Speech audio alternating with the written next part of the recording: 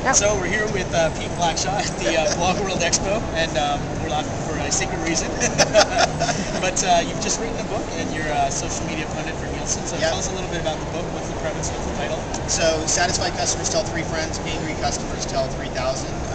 Running a business in the era of consumer control, and it's all about many of the things that you talk about in your book. I mean, I talk about the 6 drivers of brand credibility: trust, authenticity, transparency, listening, responsiveness, and affirmation. I think It's really good that you remember all 6 too. No, I'm very impressed by that. I do. No. And they're all incredibly important, and they all, to some extent, converge around your personality theme.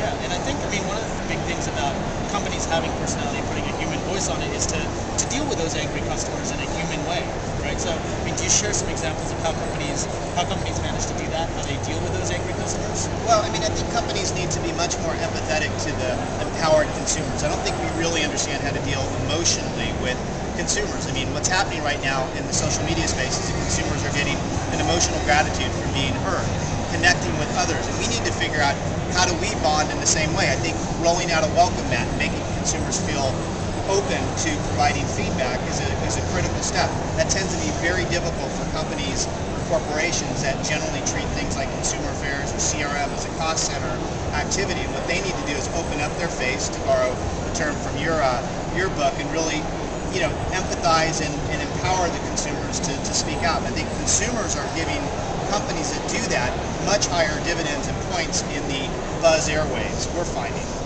So one of the necessary things that might mean is the people that your brand has dedicated to customer service need to get out from behind their anonymous keyboards or anonymous phones and be a bit more visible.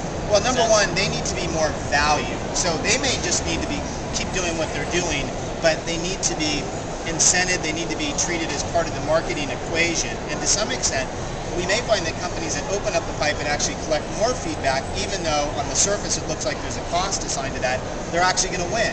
I think what we need to figure out in the marketing space is, on one hand, you've got the marketers waxing poetic about conversation, social media. Then you've got the listening pipe owners who are pretty much incented to decrease feedback and decrease time per engagement with consumers. We need to figure out what that middle is. That's where the company personality is really going to emerge.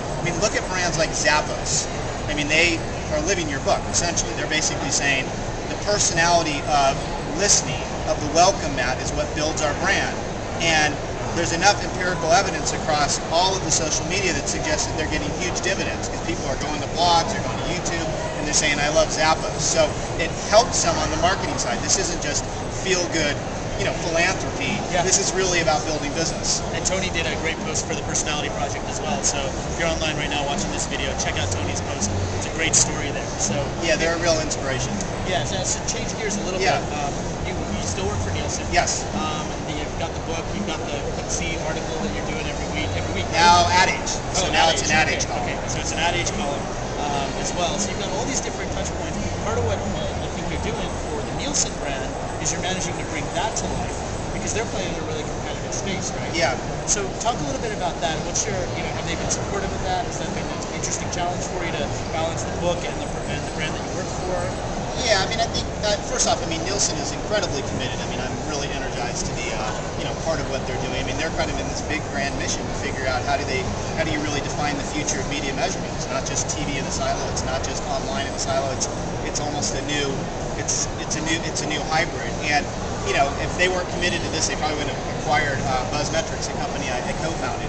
But there is that issue where we have these personal brands that emerge, and there's a lot of areas where I've shown a lot of passion, even independent of Nielsen. But the good news is it really synergizes well with what I'm doing in my consulting capacity. I'm going to companies and basically help, very much like you, how do I help them transition from 1.0 to 2.0, from traditional paid media models to paid media plus indirect marketing type of models. And that's kind of my passion. I love that.